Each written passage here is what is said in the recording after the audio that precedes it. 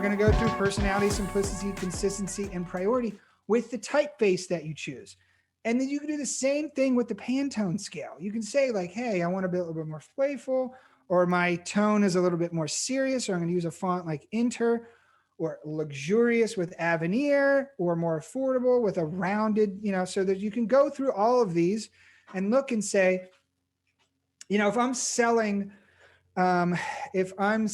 like very expensive watches and I use Amatic as the font, it doesn't match up personality wise. So you want to make sure that the typeface that you choose matches up with the personality of your brand.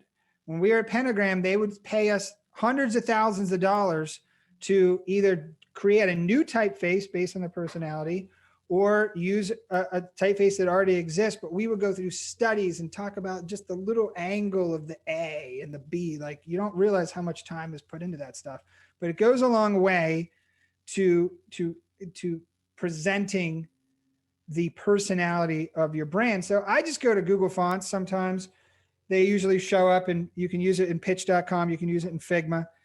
And then you just go through and you type your name in here and just go through and preview all these and say like, which one is actually matching my personality, right?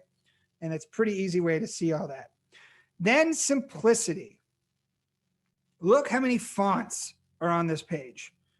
There are so many. Just on this one was probably 5, right? 6. It's highly confusing. It looks terrible and it looks unprofessional. So imagine if I had a slide like this. Even when I redesign this one, right? Let's redesign this one. Okay, we simplified the design, but I have like 3 different, completely different fonts here. It looks unprofessional. So I'm just going to stick with one font. I'm going to use Inter, or I'm going to use or Helvetica or something like that. Something very serious, News Gothic, whatever that is. And I just kept the typography simple. I don't need to do a million different fonts. Just pick one and then use the weights. Use a heavy, use a bold, use a light, use a regular. That's usually what I'll do. So now let's talk about consistency. So we talked about simplicity. Just stick to 1 or 2 fonts and you'll be good. Now we're going to talk about how to have consistent typefaces throughout your whole thing. If you're going to use Poppins Extra Bold for headlines, use it on every single headline on your entire deck. Don't use one that's bold and one that's light and whatever. Just one consistent font for the headlines. And there's a reason why in PowerPoint you have those styles, right? That's the reason, because they want you to have consistent type sizes and typefaces. So I just label them. I have a slide, especially if I have other people helping me with the deck, be like, hey, look, all headlines, extra bold. All subheadlines, bold.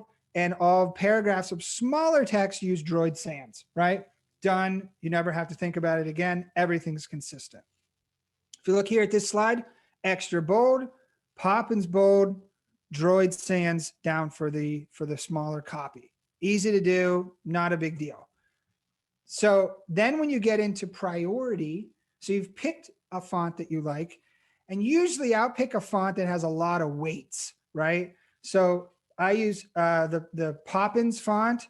So if you look at Poppins, they have, so if I click on here and I go over, they have extra bold, semi-bold, medium, regular, thin, light, extra light. So it gives me a lot of different choices on that font. So pick one with a lot of weights. So there I can do things like this. So I can say boldest, bolder, regular, thin, and I can actually get them to read something first just on the weight of the font. Bolder fonts are going to get read first because they take up the most space on the page. They have much more pixels than the this is thin one. Now, if you look at here, these are all the same font sizes. They're all 32 pixels. You're going to read this only because it's bolder. May seem obvious, but that's what you want. If you want them to read this first, use the bold font, right?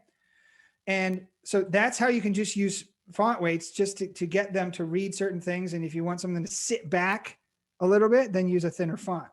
The next thing is font size, consistent font size. We talked about consistent font. Now we're talking about font sizes, font weights. Now we're talking about sizes. This is called a modular type scale. It's a really nerdy word to say how many different fonts do you have in your presentation, consistent. If you go to type-scale.com, you can type in a base size of 32. I never go below 32, right? It's just, I never go below, because then you have people in the back that are squinting, they can't see. If they have glasses on, they can't do it. So I start at 32. I use the golden ratio scale. We don't have to get into why that is, but golden ratio will give you a scale that gives you enough contrast between the font sizes. Because if you don't have enough contrast, they don't know, is that a headline or is that a sub headline? I'm not sure like what to read first or second if they're too close in size. So when you use this type scale, it gives you a great contrast in size, mathematically sound. This is based on a real algorithm. You didn't just guess these sizes. And now all my stats, I'm going to put them at 220. All my headlines are going to be at 136. All my second level headlines are going to be at 84, 52, and 32. These are very consistent throughout the whole deck. If you notice in my slide deck, every single one of these is the same font size. Every single one of these same font size. I don't deviate on those. That creates that consistency. Again, once you have the setup, put it in a slide, forget about it. This is what you do, and that's how you do it.